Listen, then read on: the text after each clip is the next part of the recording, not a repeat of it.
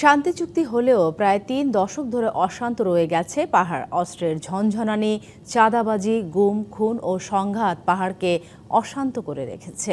উন্নয়নের নানা উদ্যোগ বাস্তবায়িত হলেও অনেক দুর্গম এলাকায় এখনও নিরাপত্তা নিয়ে প্রশ্ন রয়ে গেছে। সাধারণ মানুষ বলছেন, কিছু আঞ্চলিক সংগঠনের কারণে সবুজ পাহাড়ে ফিরেনি কোনো শান্তি।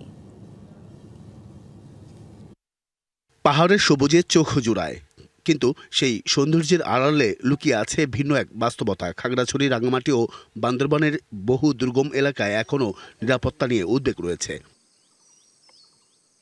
আইন শৃঙ্খলা বাহিনীর তথ্য অনুযায়ী ইউপিডিএফ ও জেএসএস এর বিভিন্ন অংশকে ঘিরে দীর্ঘদিন ধরে চাঁদাবাজি, আধিপত্য বিস্তার ও সহিংসতার অভিযোগ রয়েছে।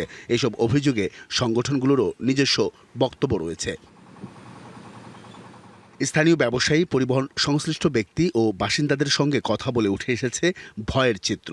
তাদের অভিযোগ, অনেক এলাকায় নিরাপত্তাহীনতার কারণে স্বাভাবিক অর্থনৈতিক কর্মকাণ্ড বাধাগ্রস্ত হয় এবং উন্নয়নের সুফলও সমানভাবে পৌঁছায় না। ইউপিডিএফ, জেএসএস থেকে শুরু করে প্রত্যেকটা সংগঠন এই পার্বত্য চট্টগ্রামের মধ্যে হিউজ পরিমাণে চাঁদাবাজি করে থাকে। পাহাড়ে যখন তারা একটা ব্যবসা স্টার্ট করতে চায়, তখনই তাদের কাছে একটা টোকেন চলে যায়। এই টোকেনের মাধ্যমেই তারা মূলত চাঁদাবাজির যে বিষয় সেটা শুরু করে। 1997 সালের পার্বত্য শান্তি চুক্তির লক্ষ্য ছিল সংঘাতের অবসান এবং টেকসই শান্তি প্রতিষ্ঠা। কিন্তু বাস্তবায়নের বিভিন্ন প্রশ্ন, রাজনৈতিক মতপার্থক্য এবং নিরাপত্তা পরিস্থিতি নিয়ে এখনও বিতর্ক রয়েছে। শুধু অভিযান নয়, আইনের শাসন, উন্নয়ন এবং সব পক্ষের আস্থা অর্জনও সমান গুরুত্বপূর্ণ।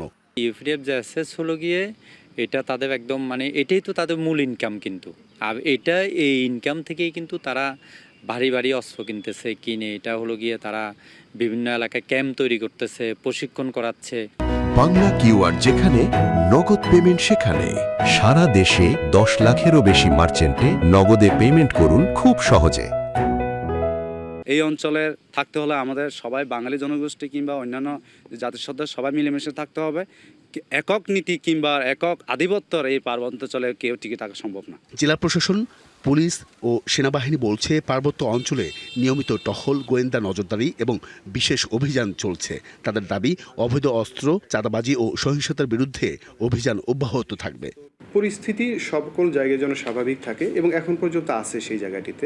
মাঝে মাঝে দুই একটি যে ঘটনাগুলো ঘটে, সেগুলো তাৎক্ষণিকভাবে আইন শৃঙ্খলা রক্ষাকারী বাহিনী এটির ব্যবস্থা নেয়। বাংলাদেশ সেনাবাহিনী আইন শৃঙ্খলা রক্ষায় শান্তি নিশ্চিত রাখতে তারা কাজ করে যাচ্ছে। বৈচিত্র্যময় পরিবেশ, এখানে বিভিন্ন জাতিগোষ্ঠীর মধ্যে সম্প্রীতি রক্ষা করাটা আমাদের একটা বড় চ্যালেঞ্জ এবং আমরা সে লক্ষ্যে নিয়মিত সম্প্রীতি সভার আয়োজন করে থাকি। বিভিন্ন পদক্ষেপের মাধ্যমে আমরা সাংস্কৃতিক বিনিময় এবং পারস্পরিক সহাবস্থান এবং সম্প্রীতি রক্ষার জন্য আমরা কাজ করে থাকি।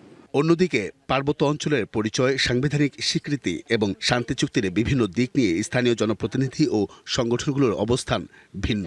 চুক্তিটা যখন হয়ে গেছিল, চুক্তির পরে যেটা সম্পন্ন হওয়ার কথা, একটা ভূমি বিরোধ নিষ্পত্তি আছে।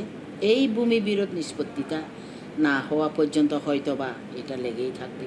সব পক্ষেরই প্রশ্ন একটাই, প্রায় 3 দশক পরও কেন পার্বত্য চট্টগ্রামে শান্তি পুরোপুরি প্রতিষ্ঠিত হলো না? উত্তর খুঁজতে হলে নিরাপত্তা, উন্নয়ন, ন্যায় বিচার ও সংলাপ সবগুলো দিককেই সমান গুরুত্ব দিয়ে দেখার তাগিদ সচেতন মহলের।